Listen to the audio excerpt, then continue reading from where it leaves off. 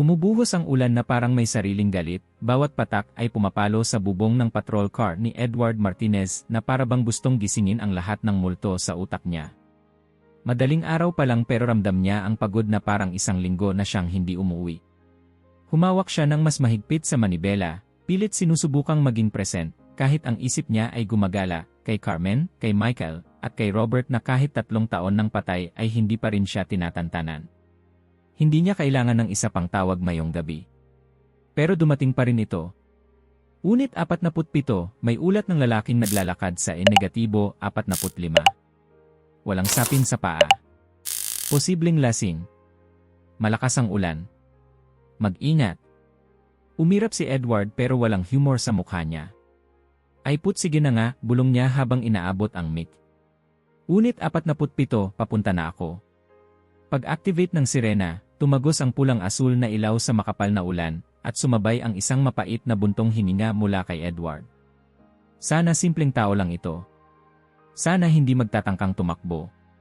Sana hindi baliw na maghuhubad sa gitna ng freeway at tatakbong parang usa.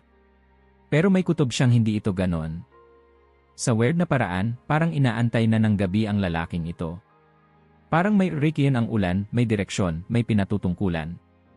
Focus, Eddie, sabi niya sa sarili. Routine. Walang drama. Pero nang lumitaw ang mile marker 15 sa gilid ng headlights, natigilan siya. May tao nga. Pero hindi nagwawala. Hindi tumatakbo. Nakatayo lang sa gitna ng gilid ng freeway, nakasuot ng puting tunika, basang-bas na parang naligo sa bagyo. Mahaba ang buhok, nakadikit sa pisngi, nakatungo ng bahagya. At walang sapin sa paa kahit ang aspalto ay parang nagiging yelo sa lamig. Hindi pwedeng totoo to, bulong niya, pero hindi huminto ang mga paa ng lalaki. Hindi rin ito umaatras. Naglalakad lang, parang may sariling mundo. Pinindot niya ang spotlight, sabay baba sa patrol car. Sir! Sir, tumigil ka. Lumayo ka sa freeway. Umangat ang ulo ng lalaki. Mabagal. Parang wala siyang pakialam kahit may humahampas na ulan sa mukha niya. Nang magtama ang mga mata nila, nakaramdam si Edward ng kakaibang lamig na hindi galing sa ulan. Hindi ito tingin ng lasing. Hindi tingin ng siraulo. Hindi rin desperado. Malalim. Kalmado. At mas nakakakaba kaysa sa lahat ng kaharap niyang adik sa loob ng 2 dekada. Bago tayo magsimula, mag-like at mag-subscribe dahil may mga bagay dito na kailangan mong malaman bago ang sinuman. Magandang gabi, Officer Martinez. Biglang napatingin si Edward sa badge niya, nakatago sa ilalim ng rain jacket. Hindi niya sinabi ang pangalan niya. Wala ring ibang tao rito. Paano mo? Kinain niya ang tanong. Sir, okay, kailangan ko ng di mo. Anong pangalan mo?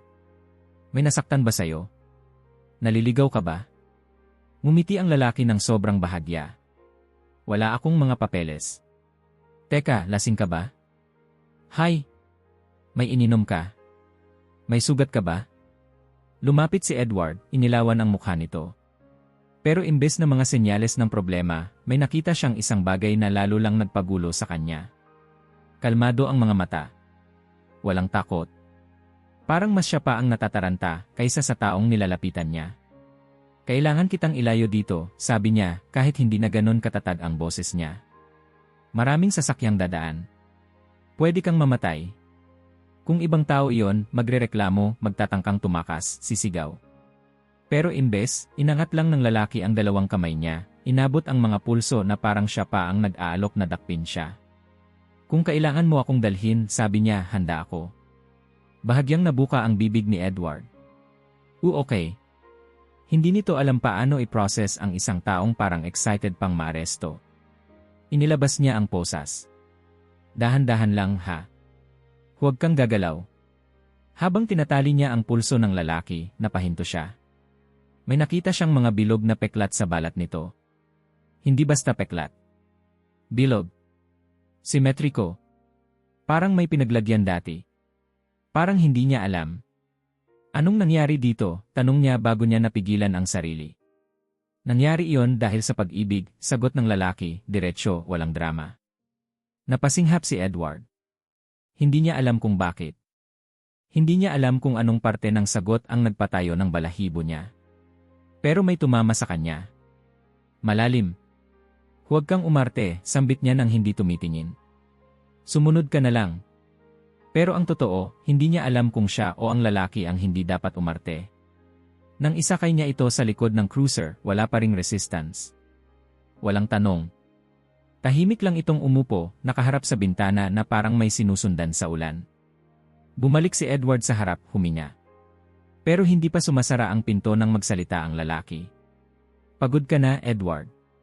Napabalikwas siya sa loob, tumama ang ulo niya sa frame. Hindi kita tinatanong. Hindi mo kailangang magtanong.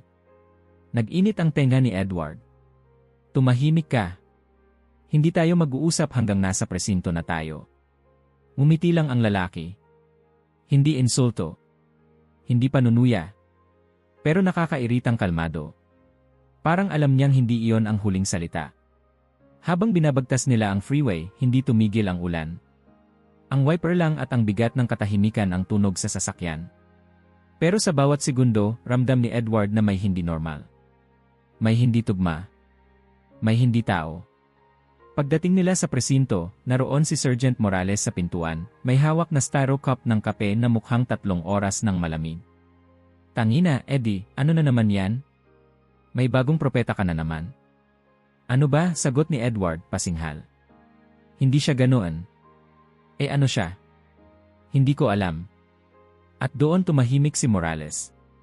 Dahil bihira niyang marinig si Edward na nagsasabing hindi niya alam. Dinala nila sa loob ang lalaki. Tahimik pa rin, parang walang awareness na nakakaposas siya sa harap ng 2 pulis. Nang maupo ito sa interrogation room, tumama ang fluorescent light sa basang buhok niya, nagliwanag ang puting tunika niya kahit basang-bas. Umupo si Edward sa tapat niya, hawak ang clipboard na parang sandata. Okay, sabi niya. Simulan natin. Pangalan. Tahimik ang lalaki. Tinitigan lang siya. Pangalan, ulit ni Edward, mas matigas. Alam mo na, sagot nito. Umusok ang ilong ni Edward. Hindi kita kilala. Pwede ba, sagutin mo? Pero nagsalita ito, hindi lumakas ang boses pero parang tumalbog sa buong silid. Alam ko kung bakit hindi ka natutulog. Alam ko ang bigat sa dibdib mo. Alam ko ang 3 oras 17 minuto amdi. Natigil si Edward. Para siyang sumadsad ang kaluluwa. Ang 3 oras 17 minuto ay hindi alam ng kahit sino. Iyon ang oras ng pagkamatay ni Robert. Iyon ang oras na halos gabi-gabi siyang nagigising na pawis na pawis. Iyon ang oras na kinamumuhian niya. Paano mo nalaman yon? Tanong niya, halos pabulong. Tumingin ang lalaki, walang pag-aalinlangan. Matagal na kitang kilala, Edward. At sa unang pagkakataon ngayong gabi, hindi alam ni Edward kung siya ba ang pulis dito. O siya ang iniimbestigahan. Sa sandaling iyon, habang ang ulan ay patuloy na bumubulong sa bubong ng presinto, may naramdaman siyang sumisiksik sa likod ng utak niya, isang bagay na hindi niya kayang pangalanan pero alam niyang magbabago ng lahat.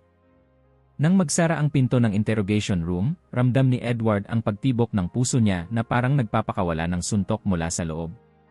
Sinubukan niyang baliwalain ang sinabi ng lalaki tungkol sa 3 oras 17 minuto pero kahit anong pilit niyang ibaling ang isip sa trabaho, tila may boses na bumubulong sa tenga niya, hindi mo dapat alam yon. Walang dapat nakakaalam noon maliban sa'yo.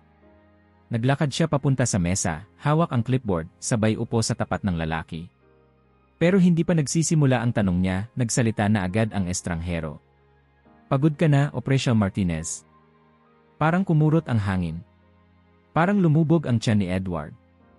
Hindi niya alam kung ano ang mas nakakabigla, ang maling bigkas ng salitang officer, o ang pagtawag sa kanya gamit ang isang out-of-place na tono na para bang kilala siya ng personal. Ano nung sinabi mo? Tanong ni Edward, mababa at mabigat. Official, ulit nito, walang pag-aalinlangan. Ikaw yon, hindi ba? Napahawak si Edward sa sentido niya. Hindi niya alam kung minamaliit siya ng lalaki, o kung talagang hindi nito alam ang tamang tawag. Pero may iba pang tumama sa kanya, hindi nito dapat alam ang apelyido niya nang hindi niya sinasabi. Hindi niya dapat alam ang kahit na ano tungkol sa kanya.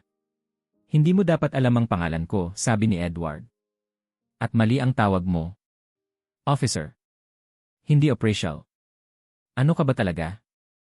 Nagtagal ang tingin ng lalaki sa kanya. Walang pang-insulto, walang tensyon, walang pagkamangha. Para bang normal sa kanya na alam ang hindi niya dapat alam. Tinawag kitang opresyal, sagot nito, dahil iyon ang narinig ko mula sayo. Teka lang, singit ni Edward, bahagyang napataas ang boses. Hindi ko sinabi kahit ano. Wala akong sinabi kahit isang bagay tungkol sa trabaho ko bago kita inaresto. So paano mo nalaman? At paano mo nalaman ang tumigil siya, kinagat ang loob ng pisngi niya, ang iba pang sinabi mo? Umayos ng upo ang lalaki, tahimik, kalmado, halos parang hindi siya nauuhaw o giniginaw kahit ilang oras nang nakababad sa ulan. Hindi mo kailangan ng takot, Edward. Ano? Hindi ako takot. Kahit ramdam niya ang kabog ng dibdib niya na parang paputok. Kung may iba siyang kaharap, drug addict, lasing, taong galit sa mundo, madali niyang madadala ang sitwasyon. Sanay siya sa tensyon. Sanay siya sa sigaw. Sanay siyang kontrolado ang kwarto. Pero ang lalaking ito, kalmado, walang takot, walang reklamo, walang kahit anong reaksyon na pwedeng pagbatayan. At iyon ang lalong nagdudulot ng pangamba kay Edward. Ang kawalan ng galaw, ang kawalan ng resistensya, ang kawalan ng kahit anong intensyon. Tinapik niya ang mesa. Makinig ka. Hindi ako nasisiyahan sa mga sagot mo. Hindi mo pwedeng basta-basta alam ang mga bagay na yon. Kaya ngayon, sasabihin mo sa akin kung sino ka. Hindi pwedeng hindi mahalaga. Hindi pwedeng alam mo na. Sabihin mo ang totoo. Huminga ng malalim ang lalaki, marahan, nakarelax pa rin. Ang totoo ay alam mo na rin ang sagot. Hindi ko maalam, sigaw ni Edward, mas malakas kaysa sa inaasahan niya. Hindi kita kilala. Hindi kita nakita kahit minsan. Hindi kita nakausap kahit kailan. Kaya sabihin mo kung sino ka. Tahimik ang lalaki. Tahimik ng higit sa dapat. Tahimik na parang may malalim na ibig sabihin ang bawat segundo. Sa wakas, nagsalita siya. Nakita mo ako ngayong gabi dahil kailangan mo akong makita. Bahagyang natawa si Edward, hindi dahil natuwa siya, kundi dahil hindi na niya alam kung nagloloko ba ang lalaki o seryoso. Ano raw? Ako pa ang kailangan mo. Hindi ako guidance counselor, hindi rin ako pari. At lalong hindi ako taga-rescue ng mga taong naglalakad ng walang sapin sa gitna ng bagyo. Hindi mo ako niligtas, Edward, sagot ng lalaki. Ako ang naghintay sa'yo. Napahinto si Edward. Kumunot ang noo niya at hindi niya alam kung galing sa inis o galing sa takot ang naramdaman niya. Naghintay ka sa akin. Bakit ako? Hindi kita kilala. At hindi ako basta-bastang papaloko sa mga sinasabi mo. Hindi mo kailangan maniwala, sagot nito. Nandito pa rin ang katotohanan kahit hindi mo ito tanggapin. Umigting ang panga ni Edward. Katotohanan? Anong katotohanan? Na nababasa mo ang isip ko. Na alam mo ang mga bagay na hindi mo dapat alam. Hindi mo ako naiintindihan, sir. Hindi gumagana sa akin ang mga ganitong laro. Tumango ang lalaki ng mabagal. Alam ko. Ano nang alam ko? Iritadong sigaw ni Edward. Alam kong hindi mo ito matatanggap agad, sagot nito. Pero alam ko ring darating ka roon. Napapikit si Edward, sinubukang huminga. Hindi niya alam kung bakit napakahirap maging kalmado sa harap ng taong ito. May mga kriminal na nanaksak, bumaril, nagwala, pero hindi pa siya napalapit sa edge ng ganito. Inabot niya ang walking form sa clipboard. Okay. Simplehan natin. Pangalan. Address. Kung saan ka nakatira. Kung anong ginagawa mo sa buhay. Start tayo doon. Tumingin ang lalaki sa kanya ng diretsyo. Hindi mo kailangan yan. Hindi ko kailangan anong. Sir, ito ang proseso. Kailangan ko. Ang kailangan mo, putol ng lalaki, hindi malakas pero parang tumagos sa mesa, ay ang sagot sa tanong na matagal mo nang hindi masabi. Hindi gumalaw si Edward. Ano raw? Bakit mo pa rin dinadala ang lahat ng bigat na yon? Bakit mo pinaparusahan ang sarili mo sa mga bagay na hindi mo kasalanan? Napasinghap si Edward. Tumayo siya ng marahas, halatang nagulat kahit pilit niyang ayusin ang mukha niya. Hindi ko alam kung anong pinagsasabi mo pero hindi mo pwedeng basta. Tumayo rin ang lalaki. Hindi agresibo. Hindi mabilis. Kalmado pa rin. Pero ang simpleng pagbangon niya ay nagpaalab ng kutob ni Edward.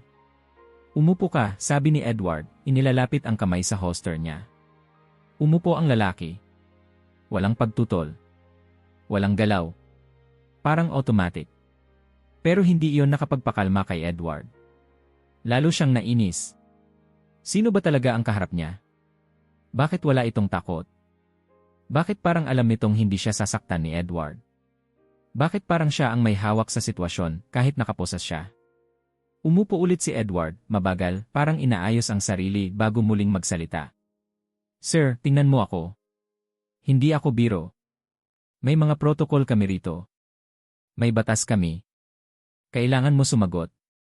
Tumingin ang lalaki sa kanya, ang mata ay parang hindi pagod kahit basang-basa ito kanina sa ulan. Hindi ako narito para suwayin ang batas mo. Ano nang ibig mong sabihin? Hindi rin ako narito para alisin ang trabaho mo. Parang may sumundot sa loob ng dibdib ni Edward. Hindi ko kailangan ng tulong mo. Hindi mo sinasabing kailangan mo, sagot ng lalaki, pero nararamdaman mo. Hindi mo ako kilala, mariing sabi ni Edward. Kilala kita ng higit sa pagkakakilala mo sa sarili mo. Nanuyo ang bibig ni Edward. Hindi niya alam kung paano sagutin yon. Hindi niya alam kung bakit parang may bigat ang bawat salitang binibitawan ng lalaki, at kung bakit hindi nila tunog gawa-gawa kahit dapat ay iyon ang unang isipin niya. Bakit mo ako tinawag na opresyal? Tanong niya, pilit binabalik ang tono ng pagiging propesyonal. Kasi iyon ang unang narinig ko mula sa'yo, sagot nito. Hindi kita kinausap bago kita lapitan. Hindi gamit ang bibig mo. Napakapit si Edward sa mesa. Teka lang. Sinasabi mo bang naririnig mo ang isip ko? Hindi ko kailangan marinig, sagot nito. Naiintindihan ko. Lalong walang sense yan. Ngunit mumiti lang ang lalaki. Hindi nakakatawa. Hindi bastos. Kalmado. Parang sa gitna ng lahat ng galit ni Edward, siya lang ang hindi nadadala. Alam ko ang takot mo ngayong gabi, dagdag nito. Hindi dahil baka saktan kita. Kundi dahil baka totoo ang kinatatakutan mong tanong. Ano? Tanong ni Edward, napalunok. Na baka hindi aksidente ang pagdating ko sa buhay mo. Napalunok si Edward. At ano naman ang gusto mong palabasin? Na ang sumunod na sinabi ng lalaki ay parang dumurog sa katahimikan. Narito ako para sa'yo. Hindi nakagalaw si Edward. Para siyang na-freeze sa sandaling iyon, parang hindi na niya marinig ang mga tunog sa labas. Ang ulan. Ang radyo. Ang mga lumalakad sa hallway. Nawalan ng kulay ang paligid, at ang natira lang ay ang lalaking nakaupo sa tapat niya, malamig ang tinig pero puno ng hindi maipaliwanag na kapayapaan. Ano nang gusto mo sa akin? Bulong ni Edward, halos hindi niya marinig ang sarili. Hindi ko kailangan ng anumang bagay mula sa'yo, sagot ng lalaki. Ikaw ang may kailangan. Tumayo si Edward, bigla, parang may apoy sa ilalim ng upuan niya. Tama na. Hindi ka baliw pero mali rin ang mga sinasabi mo. Nakakatakot na. Hindi ako narito para takutin ka. Ano? Para saan? Tumingin ang lalaki sa kanya ng diretsyo. Para ipakita ang katotohanang tinatakbuhan mo. Napalunok si Edward. At ano raw yon? Ngumiti ang lalaki. Hindi mapang-asar. Hindi misteryoso. Malumanay. Dadalhin mo ako pabalik sa presinto. Ipapasok mo ako sa kwartong ito. Upo ka rito. Magtatanong ka. At unti-unti mong makikita ang sagot. Hindi dahil sinabi ko. Kundi dahil nararamdaman mo na. Hindi naman niya alam kung bakit niya ito ginawa, pero sa sandaling iyon, parang may bahagi ng utak niyang nagising at nagtanong, paano kung? Pero pinutol niya yon agad. Hindi siya pwedeng magpakatanga. Tigil na. Hindi ako naniniwala sa mga sinasabi mo. Hindi ako gullible. Hindi mo kailangang maniwala ngayon. Tama. Dahil hindi ako maniniwala kailanman. Pero nang tumingin siya sa lalaki sa huling pagkakataon, may isang pakiramdam na pumasok sa utak niya, isang bulong na hindi niya maipaliwanag, at hindi niya alam kung bakit hindi niya ito agad tinapon. Paano kung hindi siya nagsisinungaling? Pagkapasok ni Edward sa interrogation room, napansin niyang parang kumapal ang hangin. Hindi iyon dahil sa init o lamig. Iba. Parang may nakasabit sa pagitan nila ng estranghero, isang bagay na hindi niya maipaliwanag pero ramdam niya sa balat. Napalunok siya bago magsalita, hawak ang ballpen na parang sandata.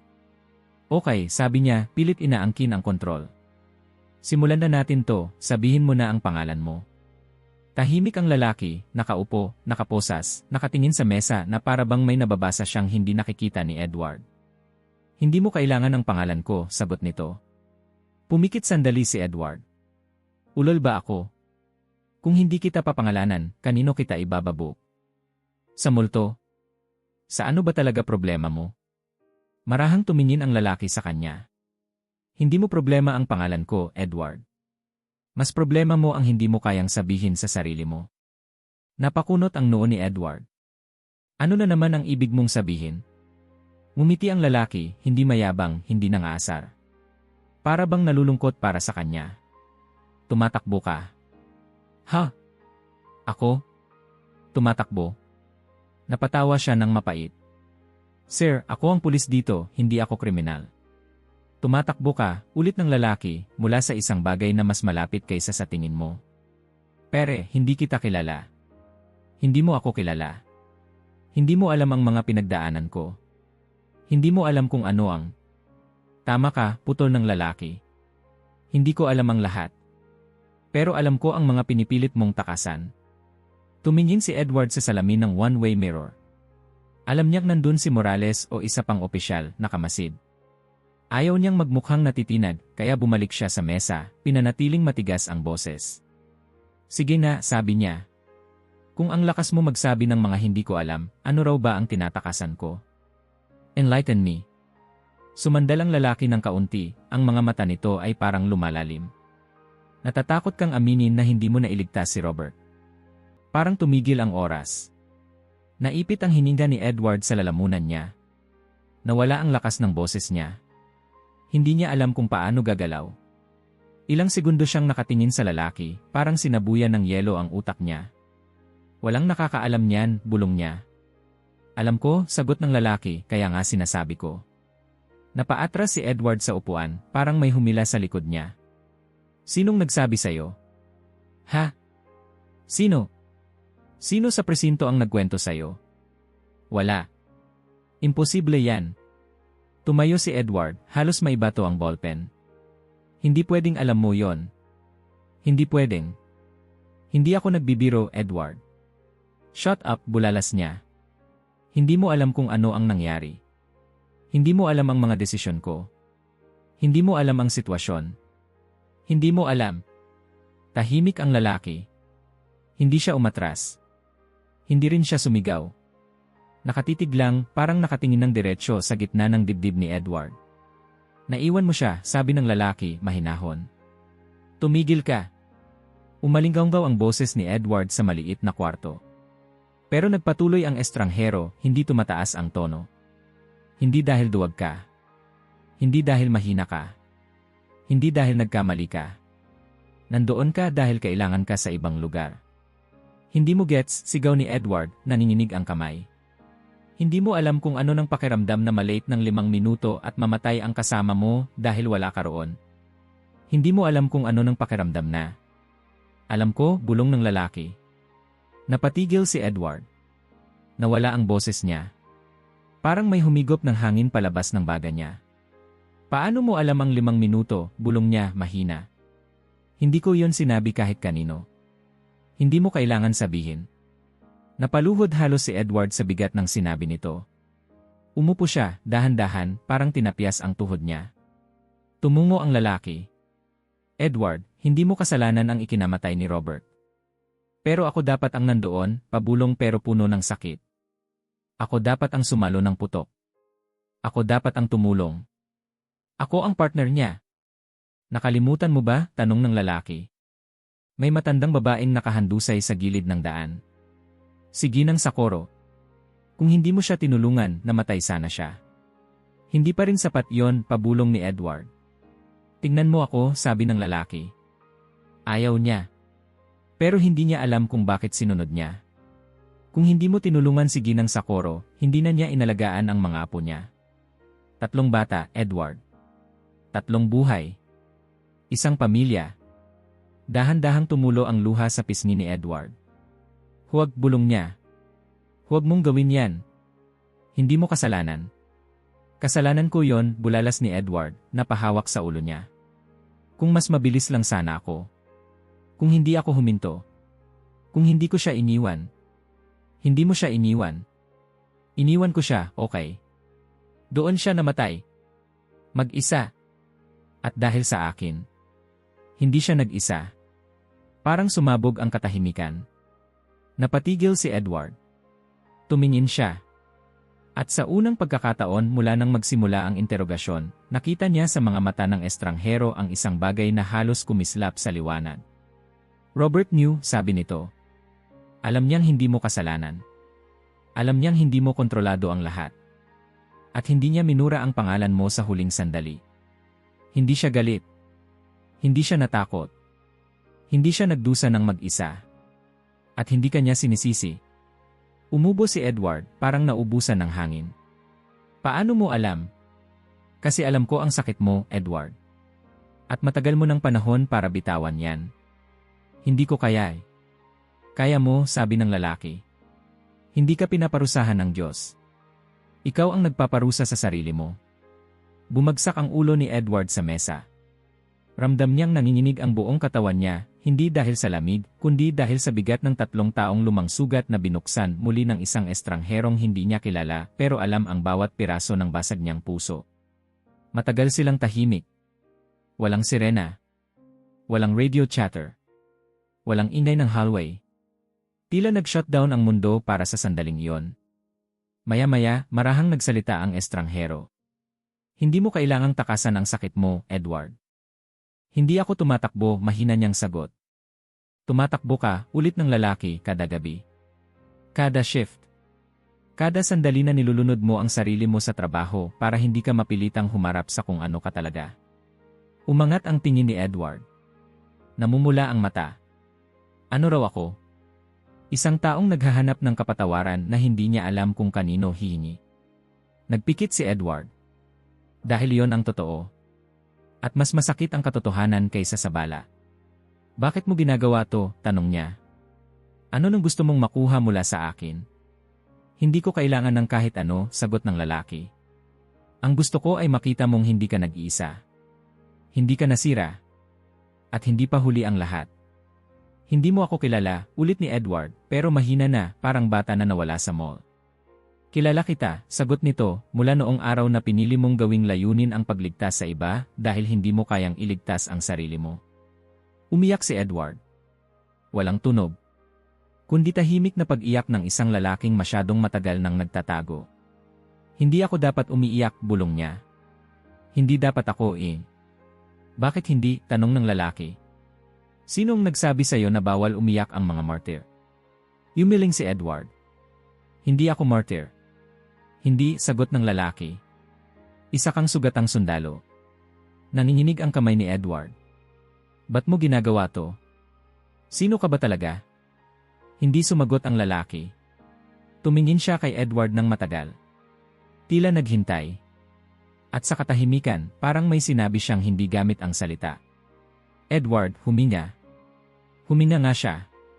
Malalim. Para bang unang paghinga niya sa loob ng 3 taon. Inabot ng lalaki ang pulso niya kahit nakaposas pa. Mabigat ang binubuhat mo, sabi niya. Pero hindi mo kailangang buhatin yan mag-isa. Nag-angat ng tingin si Edward, nalilito, nanginginig, puno ng tanong. Sabihin mo sa akin, bulong niya, paano mo kilala si Robert?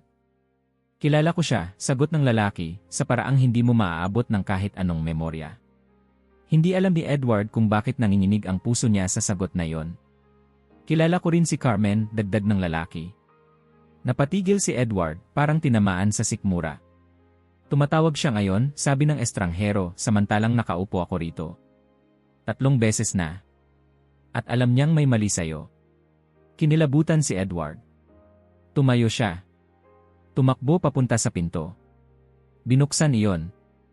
Nandoon si Morales, hawak ang cellphone. Eddie, sabi nito, si Carmen. 3 beses nang ang tumatawag. Ayaw mong sagutin? Nalaglag ang panga ni Edward. Hindi niya sinabi kay Morales. Hindi niya sinabi kahit kanino. Hindi niya sinabi kahit kaunti. Pero sinabi ng lalaki. Nilingon niya ang estranghero sa loob ng silid. Nakangiti ito. Hindi nang aasar. Hindi mayabang. Hindi misteryoso. Parang isang taong alam ang lahat ng dapat niyang malaman. At iyon ang mas nakakatakot. At sa isang iglap, nabuo ang tanong na matagal nang umiikot sa gilid ng isip niya pero ngayon lang humarap ng buong buo. Sino ka ba talaga?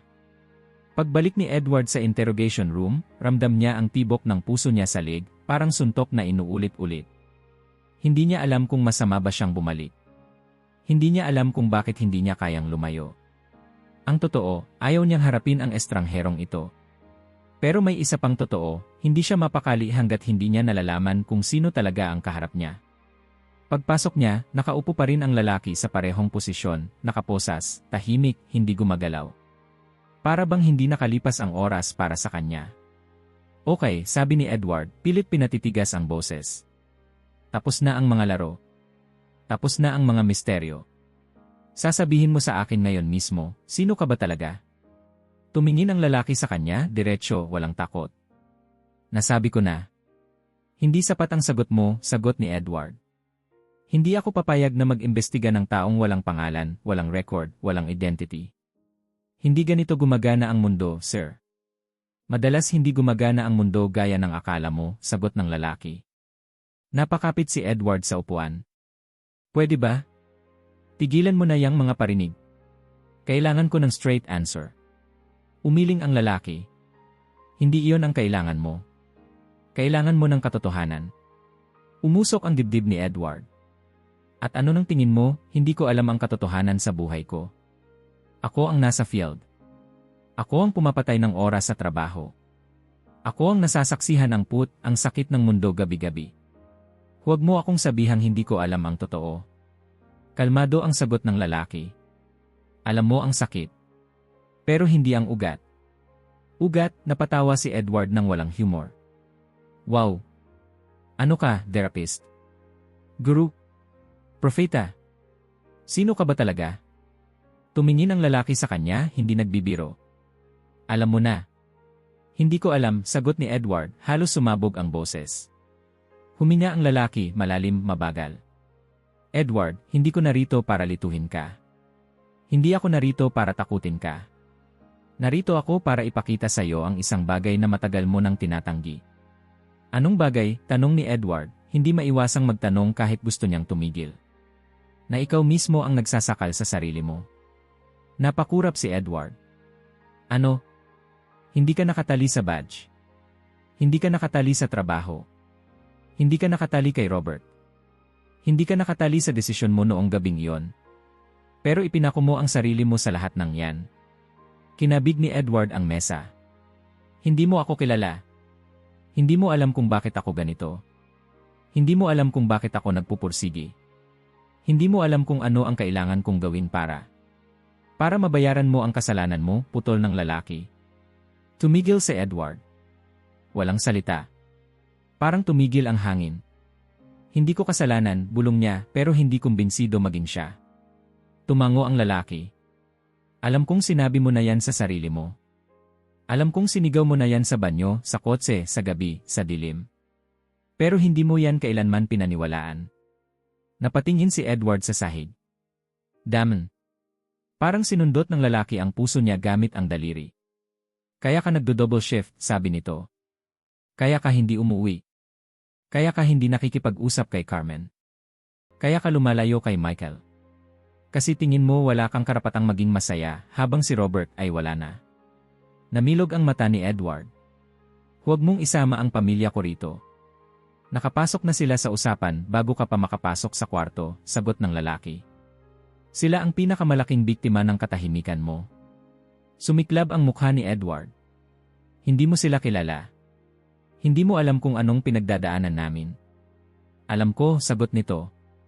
At alam kong mahal na mahal mo sila, pero hindi mo maibigay ang sarili mo dahil sa bigat na hindi mo binibitawan. Nabitawan ni Edward ang ballpen, gumulong iyon pababa ng mesa. Tumigil ka, sabi niya, pero mahina na ang boses niya. Hindi ako ang dapat tumigil, sagot nito. Ikaw ang dapat huminto sa pagpahirap sa sarili mo. Nag-angat si Edward, galit at takot na naglalaban sa loob niya. Hindi mo alam kung anong nasira ko. Hindi mo alam kung gaano kalalim ang pagkukulang ko. Tama ka, sagot ng lalaki. Ikaw lang ang nakakaalam. Kaya ikaw lang ang makakalaya sa sarili mo. Hindi alam ni Edward kung ano ang dapat niyang isipin. Hindi alam kung dapat ba siyang sumigaw o umiyak. Pero nang magsalita ang lalaki muli, parang may humawak sa ilalim ng dibdib niya at hinila pababa. Edward, 3 taon mo nang pinaparusahan ang sarili mo. Dahil nararapat lang, sagot niya, halos mabasag ang boses. Nararapat sa iyo ang kapatawaran, sagot ng lalaki. Parang napunit ang hangin. Pumikit sa Edward. Hindi ako karapat-dapat. Sinong nagsabi? Tanong ng lalaki. Lahat ng nangyari, sagot ni Edward, halos mauhog ang boses sa luha. Lahat-lahat ng pagkakamali ko. Lahat ng nasaktan ko. Lahat ng hindi ko nagawa. Hindi ka Diyos, Edward. Hindi ko sinabi na. Pero ang turing mo sa sarili mo ay parang ikaw ang may hawak ng buhay at kamatayan ng lahat ng nasa paligid mo. Hindi mo tinanggap na minsan, kahit anong gawin mo, hindi mo kontrolado ang mundo. Umangat ang tingin ni Edward. At ikaw? Ano nang alam mo sa mundo ko? Alam kong sanay kang maging sandalan ng iba pero hindi mo kayang magpahinga sa kahit kanino. Alam kong nagtatago ka sa badge mo dahil mas madaling maging isang pulis kaysa maging isang taong nagdurusa. Alam kong mas gusto mong harapin ang mga kriminal sa gabi kaysa ang asawa mong nasasaktan sa araw. Alam kong mas madali para sa iyo ang magligtas ng estranghero kaysa iligtas ang sarili mo. Napalunok si Edward. Parang may tubig na biglang pumuno sa mata niya. Stop, bulong niya. Hindi ako ang dapat huminto, sagot ng lalaki. Ikaw ang dapat huminto. Huminahon. Huminya. Humarap. Humingi ng kapatawaran. Nanginginig ang ulo ni Edward. Hindi ko kaya. Hindi ko alam kung paano.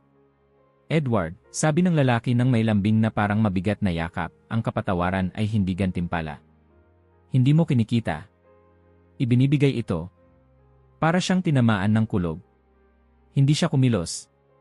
Hindi siya huminya. Hindi niya alam kung saan magsisimula. Bakit mo sinasabi sa akin yan, bulong niya sa wakas. Dahil matagal mo ng araw dapat itong marinig. Tumayo ang lalaki ng bahagya. Hindi marahas. Hindi nagmamadali. Parang napapanahon ang bawat galaw. Edward, sabi niya, nakakulong ka sa isang kulungang ikaw ang nagtayo.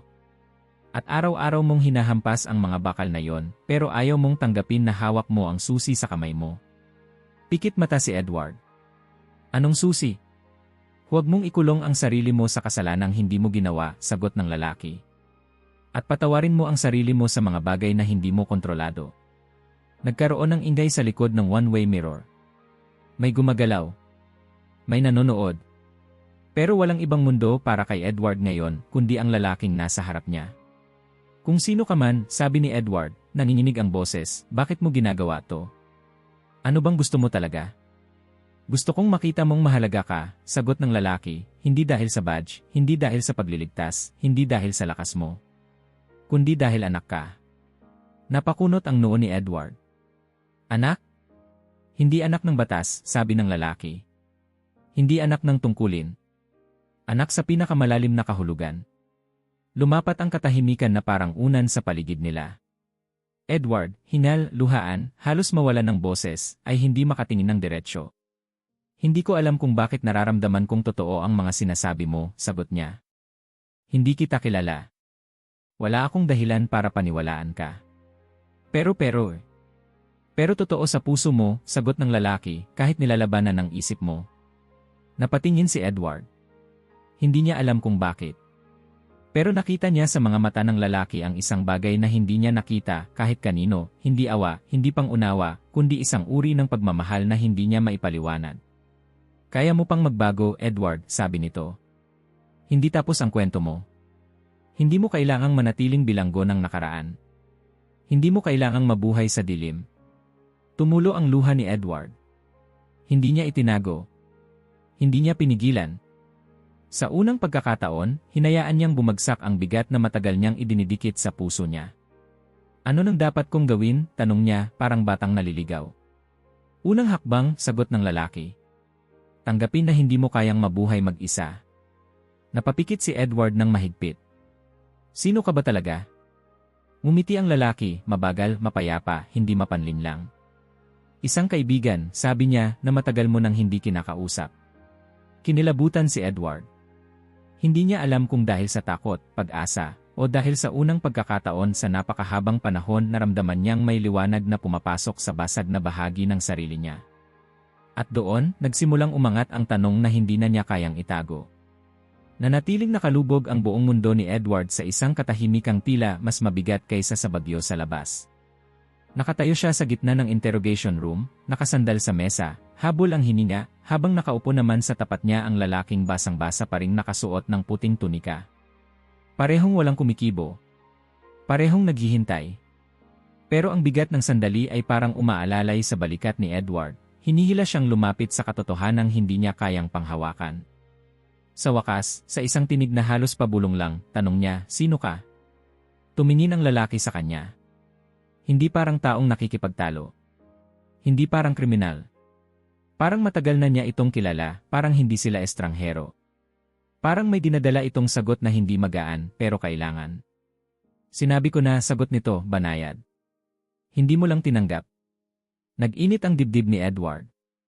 Hindi ko tinatanggap kasi wala kang sinasabi. Puro metapora. Puro palaisipan. Puro mga bagay na hindi ko maintindihan. Kung gusto mo talaga akong tulungan, sabihin mo ng diretsahan. Tahimik ang lalaki. Tumingin sa mesa. Tapos sa kisem. Tapos binalik ang tingin kay Edward. Edward, sabi niya, narito ako dahil kailangan mo akong makilala sa tamang oras. Bumuntong hininga si Edward, napikon sa misteryo. Anong tamang oras? Hindi ito tamang oras para sa kahit anong haruta, sir. Nasa presinto ka. Nasa posas ka. At hindi ako. Bakit sa tingin mo hindi kita kayang iwan ang kwartong ito? Putol ng lalaki, at sa ilang segundo, tumigil ang paghinga ni Edward. Hindi ito sinabi ng mayabang. Hindi ito sinabi na parang pananakot. Sinabi ito ng parang natural, parang simpleng katotohanan. At sa hindi maipaliwanag na paraan, parang may sumiksik na malamig na hangin sa gulugod ni Edward. Sir, sabi niya, nagbabanta ang tono. Huwag kang gumawa ng kahit ano. Nasa kontrol ako rito. Hindi mo kailangang mawalan ng kontrol, sagot ng lalaki. Narito ako para ibalik ito sa'yo. Umiling si Edward, lumapit sa mesa na parang may hinahabol siyang katotohanan. Tama na. Sino ka ba talaga? Seryoso. Tahimik muli ang lalaki. Huminga siya ng malalim saka nagsalita. Edward Martinez, sabi niya, ako si Jesus. Parang may humawak sa sikmura ni Edward at pinilipit ito. Napaatras siya, muntik nang mabangga ang pader. Teka. Ano raw? Napatawa siya, isang nervyong tawa, hindi masaya. Hindi. Hindi. Hindi ka pwedeng sir, hindi mo pwedeng sabihin. Alam mo ba kung ano ang sinasabi mo? Alam mo ba kung gaano kalaking insulto? Hindi ako nagbibiro, sagot ng lalaki, walang pag-aalinlangan. Tangina, bulalas ni Edward, hawak ang ulo niya. Tangina naman. Hindi ka si Jesus. Huwag mo akong kalokohin. Hindi kita niloloko. Hindi. Napalakas ang boses niya. Alam kong maraming taong nag-aangkin ng kung ano-ano. Mga baliw. Mga delusional. Pero ikaw, hindi ka lasing. Hindi ka high. Hindi ka sumisigaw. Hindi ka nagwawala. Pero hindi rin ibig sabihin noon na, Edward, sabi ng lalaki, tumingin ka sa akin. Hindi siya tumingin. Edward, ulit nito, mas banayad, walang sinabi kong hindi mo nararamdaman. Dahan-dahang itinaas ni Edward ang kanyang ulo. Tumama ang tingin niya sa dalawang mata ng lalaki. At parang may nabuksang pinto sa loob niya. Parang may bumulong mula sa kung anong parte ng puso niya na hindi niya inaamin na meron. Paano kung totoo? Paano kung siya nga? Pero hindi. Hindi niya dapat paniwalaan. Hindi siya tanga. Hindi niya pwedeng paniwalaan ang imposible. O okay, sabi ni Edward, nanginginig pa rin ang boses. Sabihin na lang natin na hindi naman sa naniniwala ako. Pero bakit ikaw ang lalapit sa isang pulis? Bakit ako? Bakit sa highway? Bakit sa ulan? Bakit sa oras na yon? Ngumiti ang lalaki ng bahagya, isang ngiting kalmado, hindi mystical, hindi dramatic, parang ngiti ng isang taong kilala ka ng matagal. Dahil ikaw ang tumatawag sa akin, gabi-gabi. Napalagok si Edward. Hindi ko alam ang sinasabi mo. Tuwing 3:17 sagot ng lalaki. Kapag nagigising ka. Kapag hinahabol ka ng alaala ni Robert. Kapag umiiyak ka ng walang boses. Kapag ang bigat sa dibdib mo ay parang bato. Nanindig ang balahibo ni Edward. Hindi yon panalangin, bulong niya. Hindi ako nagdadasal. Tao ka, sagot ng lalaki. At ang puso ng tao ay marunong tumawag kahit hindi sinasabi ng bibig. Napaupo si Edward. Hindi dahil gusto niya, kundi dahil parang hindi na niya kayang tumayo. Huwag mo akong gawing tanga, anya. Hindi ako relihiyoso. Hindi ako naniniwala sa mga milagro. Hindi ako naniniwala sa mga aparisyon. Lumaki akong may krus sa dingding namin pero simulang namatay ang nanay ko, wala na. Wala na akong pinaniwalaan. Kaya huwag di. Nang hina ang boses niya. Huwag mo akong gawing maniwala sa isang bagay na hindi ko kayang hawakan. Lumapit ng bahagya ang lalaki, marahan, hindi mapanganib. Hindi mo kailangan hawakan, Edward. Kailangan mo lang maramdaman. Nanginginig si Edward, tumawa ng mahina, parang nababaliw. Kung totoo kang si Jesus, bakit ako? Ang daming mas mababait na tao. Mas banal. Mas deserving. Bakit isang pulis na hindi na kayang ayusin ang sariling pamilya? Dahil mahalaga ka. Hindi ako mahalaga, sagot ni Edward, halos galit pero puno ng sakit. Mahalaga ka, ulit nito, hindi dahil perpekto ka. Kundi dahil ikaw ay ikaw. Napatigil si Edward. Hindi niya maintindihan kung bakit ganoon kalakas ang tama ng mga salita. Parang sapul-sapol ang bawat sugat na itinago niya ng napakatagal. Pinilit niyang bumalik sa katwiran. Kung si Jesus ka nga, bakit kailangan mo akong kausapin ng ganito? Bakit hindi ko alam, magpakita ng milagro?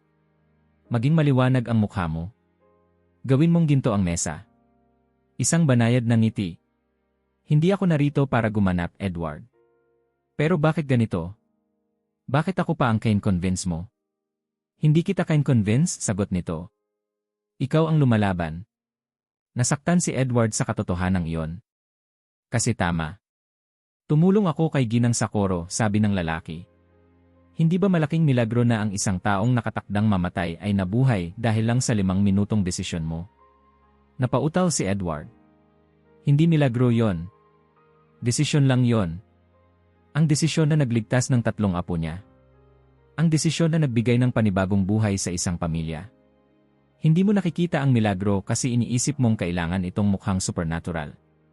Napatigil si Edward. Ang milagro, sabi ng lalaki, ay kapag ang puso ng tao ay gumagawa ng tama kahit sabay-sabay ang sakit. Nag-init ang mata ni Edward.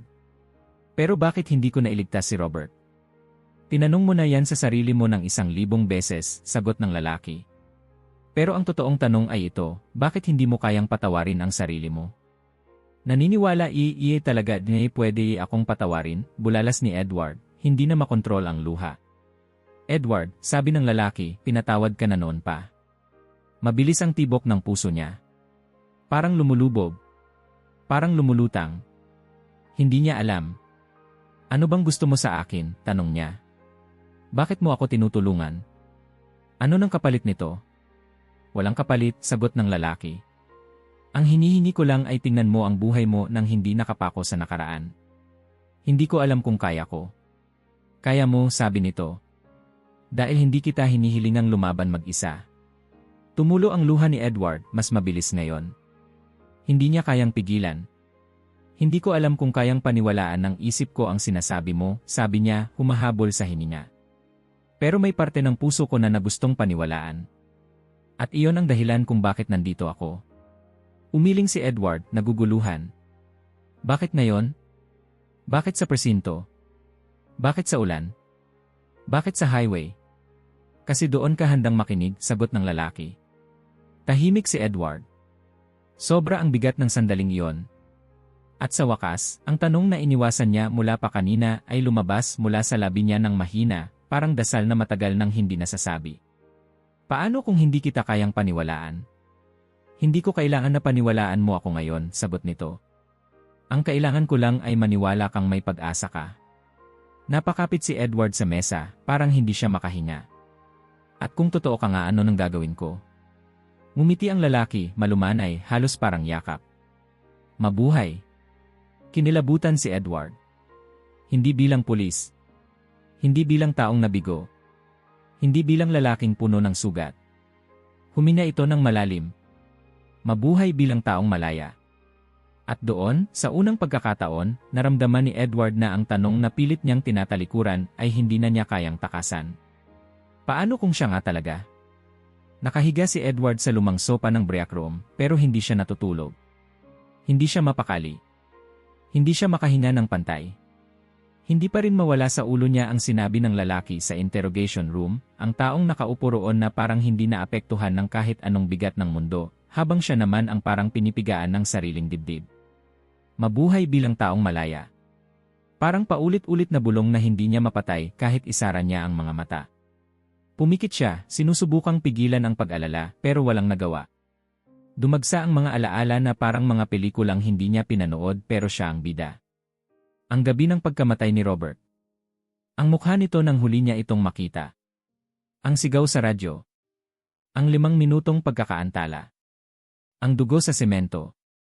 Tumayo siya bigla, halatang inis sa sarili, hinawakan ang ulo niya at napabuntong hininga ng malakas. Tama na. Tama na, Eddie. Hindi mo na mababago iyon, bulong niya sa sarili, kahit alam niyang hindi niya kayang paniwalaan ang mga salitang iyon. Lumabas siya sa break room at naglakad dahan-dahan sa pasilyo. Tahimik ang presinto, maliban sa paanas na pag-click-clack ng keyboards sa malalayong mesa. Sa dulo ng hallway ay ang interrogation room, at kahit hindi niya gustong pumunta roon, parang hinihila siya ng kung anong puwersa. Hindi niya alam kung iyon ba ay takot, o kuryosidad, o desperasyon. Ang sigurado siya, hindi pa siya tapos. Hindi pa siya tapos sa lalaki. Hindi pa siya tapos sa sarili niya. Nang nakatayo na siya sa harap ng pinto, huminga siya ng malalim. Nag-aatubili siyang buksan iyon. Sa loob, nakaupo pa rin ang lalaki, payapa, hindi gumagalaw, hindi naglalakad-lakad tulad ng karaniwang suspect. Parang alam nitong babalik siya. Edward, sabi ng lalaki bago pa man tuluyang makapasok si Edward. Bumalik ka. Hindi ko alam kung bakit, sagot ni Edward, pinilit maging matatag ang tono. Pero kailangan kong hindi ko alam. Kailangan kong maintindihan. Umupo siya sa tapat nito, mas mabagal ngayon, hindi tulad kanina na halos magwala siya sa kaba. May tanong ako, sabi niya, nakatingin sa mesa, hindi sa lalaki. Bakit kailangan kong tingnan ang sarili ko? Bakit kailangan kong balikan ang mga sakit na pilit ko nang tinakasan? Hindi ba dapat tapos na yon? Hindi natatapos ang hindi mo hinaharap, sagot ng lalaki. At hindi ka maaaring lumaya mula sa bagay na ayaw mong aminin na nagpapakulong sa'yo. Napakagat si Edward sa loob ng pisngi. Pakiramdam ko kasi kung aaminin kong mali ako kung tanggapin ko lahat masisira ako. Tumingin siya sa wakas sa lalaki. Hindi ko alam kung kakayanin ko pa ang isa pang pagkalagot. Hindi ka masisira, sagot nito, malamig pero may init. Nasisira lang ang mga taong tumatangging makita ang sarili nilang sugat. Napatingin si Edward sa salamin sa gilid ng silid, ang one-way mirror. Doon niya nakita ang sarili niya, maputla, pagod, parang 3 taong hindi natulog. Alam mo, sabi niya, halos pabulong, nakakainis. Kasi ang daming beses kong sinubukan kalimutan si Robert. Pero sumasama pa rin siya pag-uwi ko. Sumusunod siya. Nasa likod ko lagi. At kahit alam kong wala na siya, hindi nawawala yung boses niya sa isip ko. Eddie, bilis. Eddie, left side. Lagi akong nahuhuli. Lagi akong palpak. Napatigil siya, nanuyo ang bibig. At si Carmen, napabuntong hininga siya. Kahit anong pilit kong maging present, hindi ko kayang tanggalin yung distansya sa kanya. Parang may salamin sa pagitan namin. Nakikita ko siya, pero hindi ko siya maabot. At si Michael, natawa siya ng mahina, isang masakit na tawa. Hindi ko nga alam kung anong paborito niyang laro ngayon. Hindi ko alam kung sino ang best friend niya. Hindi ko alam kung masaya ba siya o nasasaktan. At anak ko siya. Anak ko. Nakatungo siya ngayon, hawak ang sariling buhok, parang gusto magtago. Hindi ko alam kung paano pababalikan ang sarili kong pamilya. Tahimik lang ang lalaki, hindi nangingialam, hindi pinipilit. Hinayaan siyang magsalita. Kaya ako nagtatrabaho ng sobra, tuloy ni Edward. Kasi kapag umuwi ako, masakit.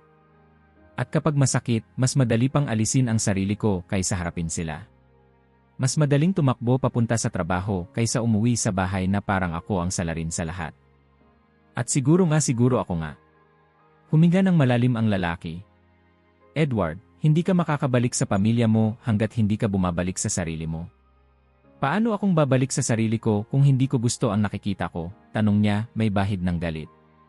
Hindi ko nakilala ang sarili kong mukha. Itinaas ng lalaki ang tingin niya.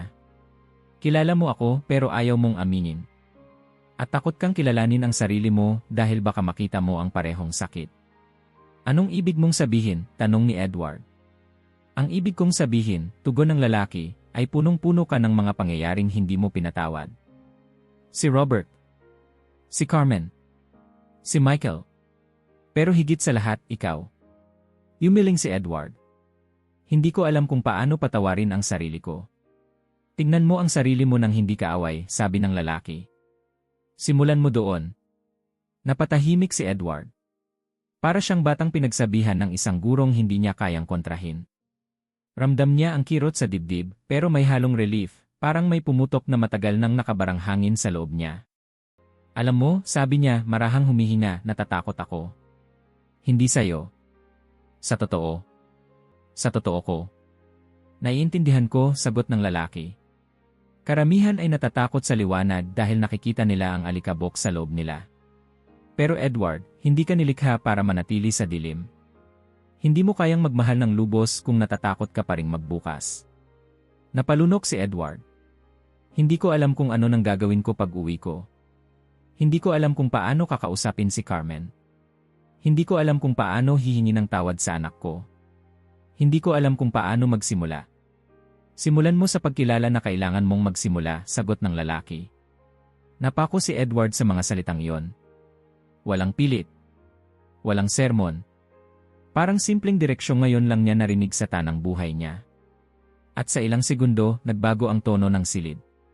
Tahimik pa rin pero hindi na nakakatakot. Para bang may liwanag na hindi nakikita ngunit nararamdaman. Parang may dumaan na hangin sa gitna nila, banayad pero puno ng bigat. Edward, sabi ng lalaki, hindi mo kailangan maging perpekto para maging totoo. Napakurap si Edward. Pero paano ko haharapin si Robert? Paano ko tatanggapin na wala na siya? Hindi mo siya haharapin, sagot ng lalaki. Yayakapin mo ang katotohanang hindi mo siya iniwan. Nasa tamang lugar ka noong gabi na yon. At may mga buhay kang iniligtas. Namula ang mata ni Edward. Bakit parang ang dali mong sabihin?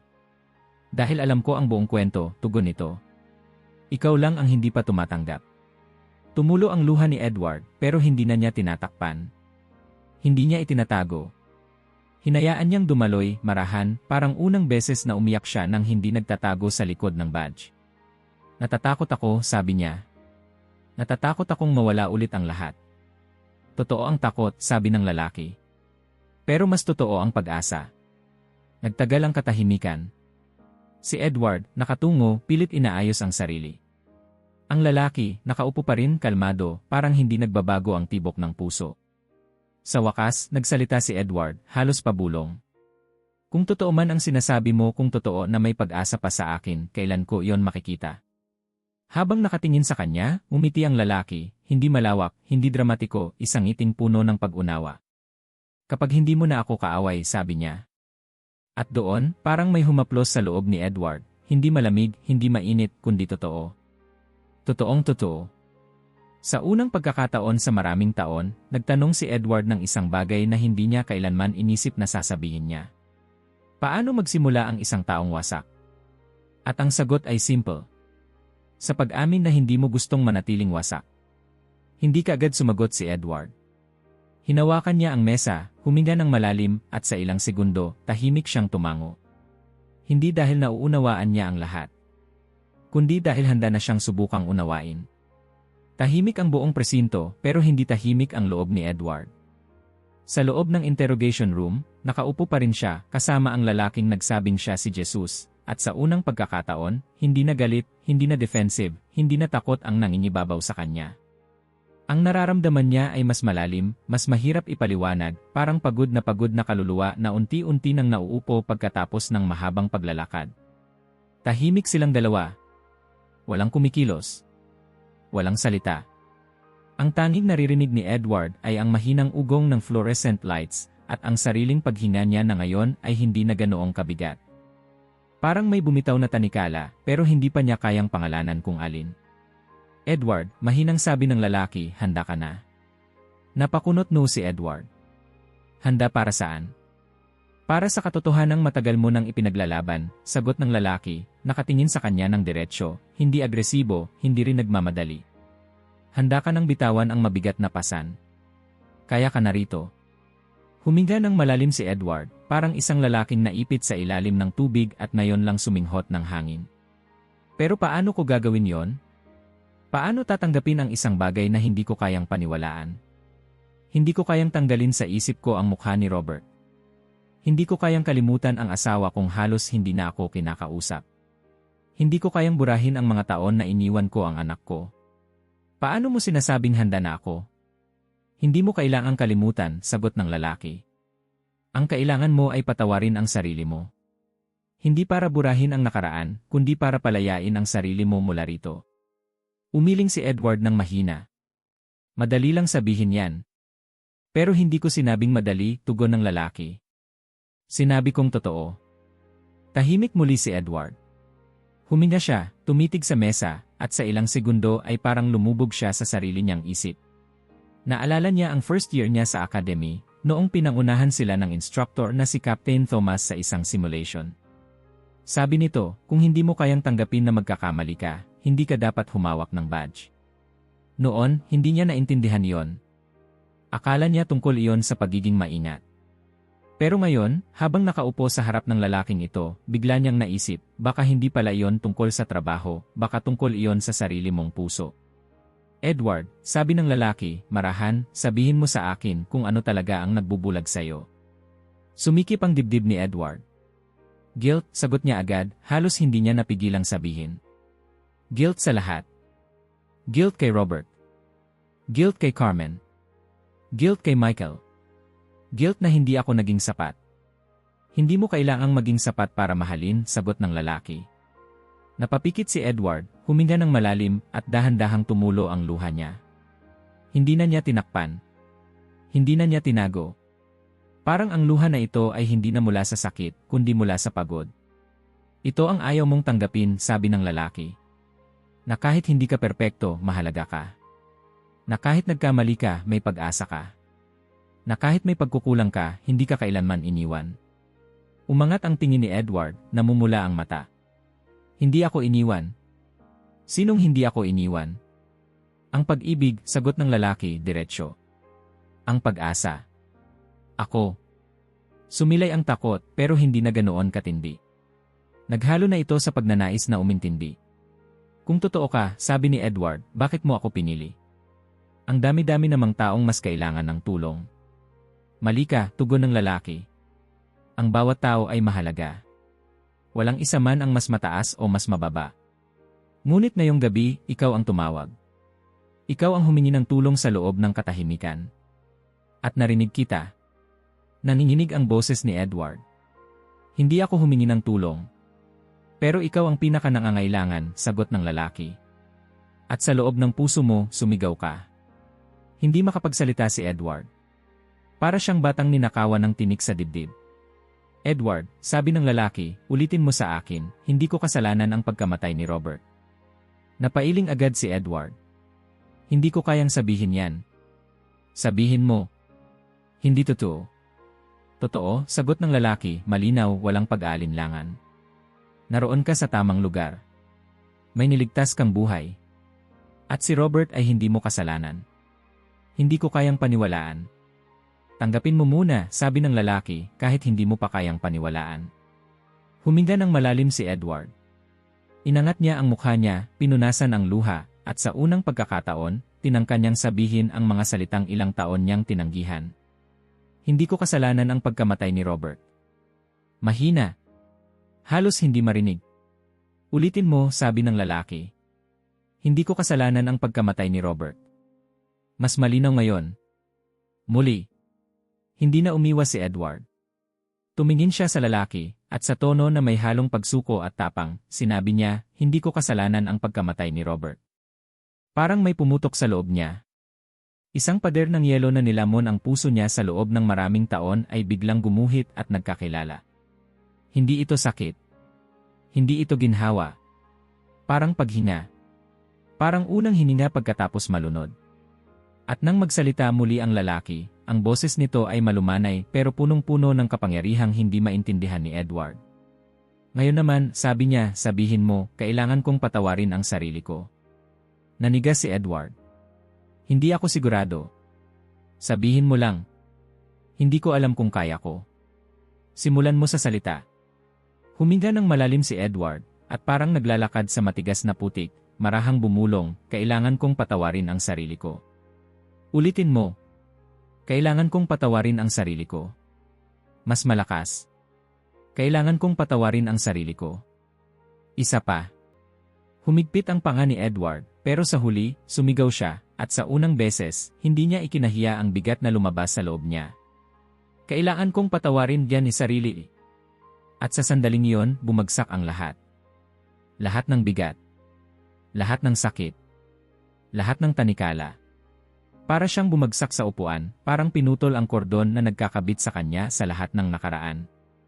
Umiyak siya ng malakas, hindi maliit, hindi pigil, isang malaking pagputok ng emosyon, parang bulkan. Nang makabawi siya ng hininga, nakita niyang nakatayo ang lalaki. Hindi niya ito narinig tumayo. Hindi niya alam kailan. Pero nakatayo ito, nakatingin sa kanya na parang nakikita ang buong kaluluwa niya. Tapos na ang parusa, sabi nito. Nagliwanag ang loob ni Edward. Hindi literal.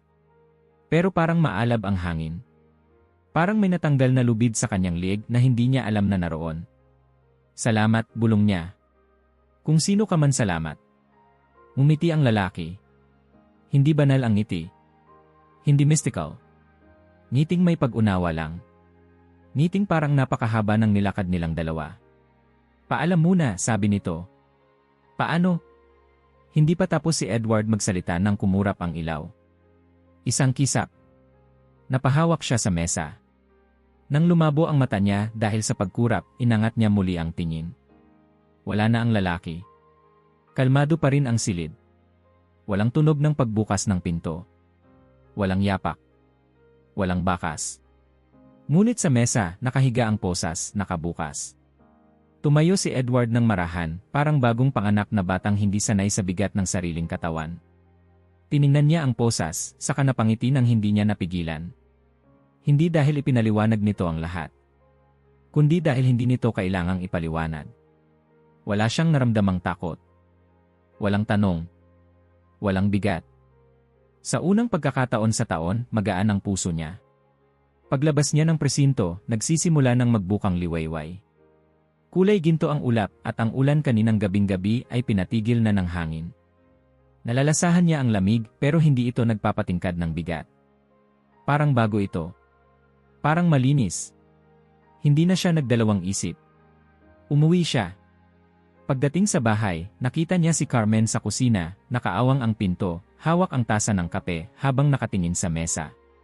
Nilingon siya nito, at may tensyon sa mata niya, parang naghahanda sa isa na namang araw ng tahimik na digmaan. Pero bago pa ito makapagsalita, lumapit si Edward, huminga ng malalim, at buong tapang, buong katapatan, buong puso, sinabi. Carmen, patawarin mo ako. Gusto kong magsimula ulit. Napatigil si Carmen. Hindi niya alam kung iyak ba siya o tatawa. Pero nakita niya sa mukha ni Edward ang hindi niya nakita sa loob ng mahabang panahon, liwanag. Hindi peke, hindi ngiti para magtago ng pagod. Liwanag. Eddie, sabi niya, nanginginig ang boses. Lumapit si Edward, kinuha ang kamay niya. Mahal kita. At hindi ko napansin na nawawala ako. Pero ngayon nandito na ako. At doon, tumulo ang luha ni Carmen. Hinihintay ko yan, sabi niya, humihikbi. Matagal na. Sa itaas ng hagdan, lumitaw si Michael, inaantok, hawak ang telepono, hindi sigurado kung bakit ang nanay niya umiiyak. Mama. Ano? Paglingon ni Edward, parang nabuksan ang mundo. Nilapitan niya ang anak niya, dahan-dahan, parang tatakbo ang sandali kung gagalaw siya ng mabilis. Michael, sabi niya, anak patawad. Nakatitig si Michael. Naguguluhan. Pero sa loob ng 2 taon, ngayon lang niya narinig ang salitang iyon. At kahit hindi pa niya lubos na nauunawaan ang nangyayari, nakita niya ang katotohanan sa mga mata ng tatay niya. Dad, mahina niyang sagot. Okay lang. At doon, niyakap ni Edward ang anak niya ng buong lakas, parang takot siyang mawawala ulit ito. Sa sandaling iyon, alam niyang iba na ang buhay niya. Hindi perpekto. Hindi magic. Pero totoo. At nagsisimula pa lang. Magsisimula sana ang araw ni Edward tulad ng lahat ng araw na nakaraang 2 dekada, pagbangon bago sumikat ang araw, paghilamos, kape, at ang mekanikal na paglalakad patungo sa pintuan. Pero ngayong umaga may kakaiba. Hindi ito maliwanag na parang milagro, hindi rin parang pelikulang biglang nagbago ang lahat. Mas parang gaano. Parang mas huminga ang mundo ng konti. Nanatili siyang nakatayo sa kusina, nakatingin sa tasa ng kape na dati ay parang gasolina para gumalaw ang katawan niya kahit walang laman ang puso. Ngayon, habang hawak niya yon, naisip niya kung gaano karami sa mga araw niya ang nasayang dahil sa takot, galit at pagkakasala. Lumapit si Carmen mula sa likod, walang sapatos, nakapantulog pa. Ang aga mong nagising, sabi niya. Hindi iyon reklamo. Hindi rin malamig. Simpleng obserbasyon. Simpleng katotohanan.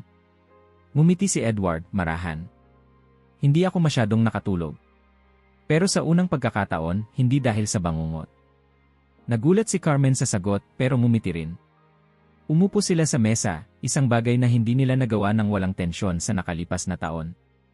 Tahimik lang sila, hindi awkward, hindi pilit. Parang 2 taong natutong makinig muli. Pagbaba ni Michael, may bahid pa ng antok sa mukha pero may bagong tanong sa mata niya.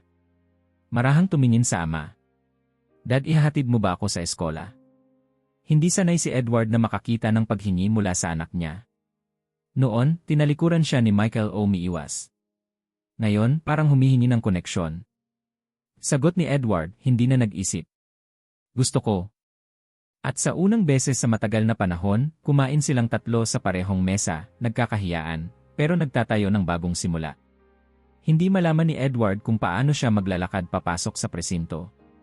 Parang bumalik siya sa first day niya bilang rookie, ganito siya ka-alerto, ka-conscious, kabago. Pero pagpasok niya, may kakaibang katahimikan sa isip niya. Hindi siya nagmamadali. Hindi siya nakayuko. Hindi niya itinatago ang sarili niya. Eddie, sigaw ni Sergeant Morales mula sa break room. Akala ko late ka na naman. Ngumiti si Edward at kumaway. Maaga ako ngayon. Napataas ang kilay ni Morales. Ibang-iba ka, hermano. Ibang-iba. Long story, sagot ni Edward, pero hindi iyon pagtakas. May bahid iyon ng katotohanang handa niyang ikwento kapag kayanan niya. Lumapit si Morales, tinitigan siyang mabuti. Alam mo noong araw na yon, sa interrogation room, tumigil siya, parang hindi niya alam paano tatapusin ang tanong. Sigurado ka bang okay ka lang talaga? Si Edward ang unang tumango ng may kumpiyansa. At salamat. Hindi mo alam kung gaano ako natulungan ng presensya mo. Napakamot si Morales. Kahit hindi ko alam kung ano nang nangyari, alam kong may bumago sa'yo. Meron, sagot ni Edward, marahan. At hindi ko alam kung paano ipapaliwanag. Pero nararamdaman ko. Umalis si Morales, tumatawa-tawa. Liray, Martinez in love yata sa buhay ngayon. Hindi alam ni Edward kung bakit nangingilid ang luha niya sa simpleng biro. Hindi dahil nakakatawa. Kundi dahil para siyang muling isinilang sa isang lugar na dati ay parang libingan. Sa patrol car, habang nag-adjust ang bagong partner niyang si Mendoza sa dashboard, napansin nito ang ekspresyon niya. Sir, sabi ni Mendoza, para kang magaan. Kapag kasama kita dati, parang hindi ka humihina. Ngayon parang gusto mong buksan ang bintana at kumanta. Natawa si Edward, malakas, totoo. Hindi ko pa kaya ang kumanta, sabi niya, pero baka nga. Habang nagmamaneho sila sa paligid ng Houston, may bagong lente ang tingin ni Edward. Nakikita niya ang mga taong naglalakad, hindi bilang potensyal na problema, kundi bilang mga taong may pinagdadaanan. Nakikita niya ang mga bahay, hindi bilang mga lokasyon ng tawag, kundi bilang mga tahanang may kwento. Sa bawat stop sign, bawat tawag sa dispatch, bawat detalye, may bago siyang nararamdaman empasya. Hindi niya iyon itinulak. Dumating lang. Ang unang tawag nila sa araw na iyon ay tungkol sa isang lalaking umiiyak sa gilid ng kalye, lasing, nagwawala. Dati, automatiko na para kay Edward ang gawing kontrolado ang sitwasyon, sigawan, pusasan, dalhin sa presinto. Ngayon, tumabi siya sa lalaki, naupo sa semento kahit basa ito, kahit nangangamoy alak ang hangin. Kuya, sabi ni Edward, ano bang nangyari? Nagulat ang lalaki, hindi sanay na may pulis na upo sa tabi niya imbes na hatakin siya papalayo. Nagsimulang magsalita ito tungkol sa pagkamatay ng kanyang kapatid, pagkawala ng trabaho, at paniniwalang wala siyang silbi. Hirap din ako diyan dati, sabi ni Edward, hindi iniiwas ang tingin. May mga panahong akala ko wala ng pag-asa para sa akin. Pero totoo to, may pag-asa pa. Umuwi ka muna. Huminga. Isa-isang araw lang. Sa halip na posas, inalok niya ang lalaki ng tubig. Sa halip na sermon, binigyan niya ito ng dignidad. Pag-alis nila, tahimik si Mendoza.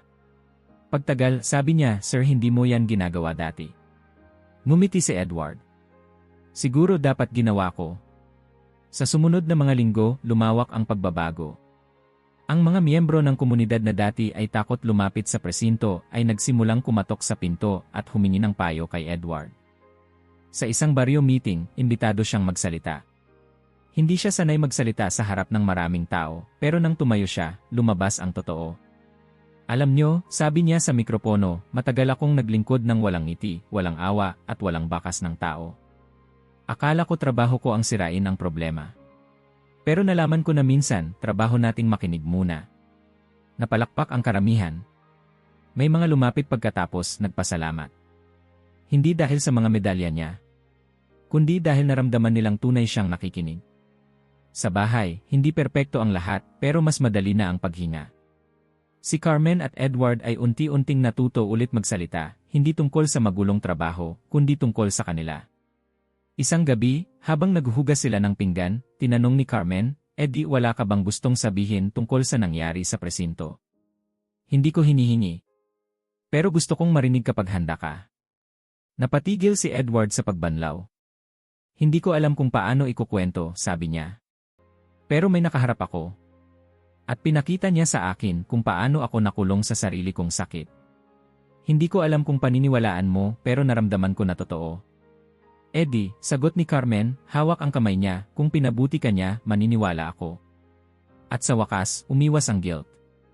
Tumira ang kapayapaan. Si Michael naman, tahimik pa rin minsan. Pero ngayon, nagsisimula ng magbahagi. Dad, pwede mo ba akong tulungan sa project? Dad, game tayo. Dad, anong ginawa mo ngayong araw? Maliliit na hakbang, pero malaking himala para kay Edward. At tuwing naririnig niya ang boses ng anak niya, parang sinasagot nito ang tanong na matagal niyang pinasan, may pag-asa pa ba ako? Mayroon. 2 buwan matapos ang gabing nagbago ang buhay niya, nakatayo si Edward sa rooftop ng presinto, pinapanood ang lungsod sa ibaba. Hindi itong lungsod na nakita niya noong first shift niya. Hindi rin ito lungsod na kinamuhian niya noong gabi ng bagyo. Ito ang lungsod na ngayon ay nakikita niya ng malinaw, magulo, masakit, puno ng problema at panganib, pero may pag-asa. May mga taong pwedeng iligtas. May mga batang nangangailangan ng direksyon. May mga magulang na kailangan ng tulong. May mga kaluluwang naghihinalo sa katahimikan. At siya, sa wakas, handang maging bahagi ng liwanag. Habang nakatanaw, narinig niya sa likod ang boses ni Morales. Eddie! Meeting daw sa briefing room. Alam mo naman si Cap, nag-o-overact kapag late. Tumawa si Edward. Papunta na. Bago siya bumaba, isinara niya ang mga mata. Hindi siya nagdasal. Hindi rin siya naghanap ng milagro. Pero naramdaman niya ang isang presensya, hindi dramatic, hindi biglaan. Isang presensya na parang nagsasabing, nandito pa rin ako. At naglakad siya papunta sa hagdan, dala ang bagong puso, bagong lakas, at bagong misyon. Hindi para maging perpekto. Hindi para maging bayani. Kundi para maging tao, isang taong pumipili ng awa bago galit, pag-asa bago takot, at buhay bago anino. Sa presinto, habang nagsisimula ang briefing, umupo si Edward sa harap. Tahimik pero may ngiti. Naramdaman niya ang tingin ng mga baguhang pulis, nagtataka kung bakit ang veteranong ito ay may kakaibang liwanag sa mga mata. At sa sandaling iyon, inisip niya ang isang pangako na hindi niya kailanman sasabihin ng malakas pero itatatak niya sa bawat araw ng kanyang buhay. Hindi ko hahayaang masayang ang buhay na ibinalik sa akin. Pagkatapos ng briefing, lumabas siya sa patrol car kasama si Mendoza. Sir, sabi ng rookie, ano bang sikreto mo ngayon? Bakit parang mas kalmado ka, mas mabuti ka? Ngumiti si Edward, tumingin sa bintana ng sasakyan habang dumaraan ang mga tahanan, ang mga tao, ang buong bayan. Wala naman, sagot niya. Natuto lang akong huminga ng tama. Ganun lang. Binuksan ni Edward ang ilaw ng sasakyan, hinila ang seatbelt, at tinapik ang balikat ng kasama niya. Ganun lang, sagot niya. At ngayon, trabaho natin tulungan ang iba na makahinga rin. Habang umaandar ang sasakyan papunta sa unang tawag ng araw, naramdaman ni Edward na hindi na siya ang lalaking nasira ng nakaraan. Hindi na siya yung pulis na takot umuwi. Hindi na siya yung amang nagtatago. Hindi na siya yung asawang nawawala sa loob ng sarili. Isa na siyang bagong tao. At habang hinahampas ng araw ang windshield ng patrol car, parang sinasabi sa kanya ang liwanag. Simula pa lang ito. Kung naabot mo na ito, mag-iwan ng like at mag-subscribe dahil ang mga balitang tulad nito, ikaw ay dapat. Ang unang nakaalam.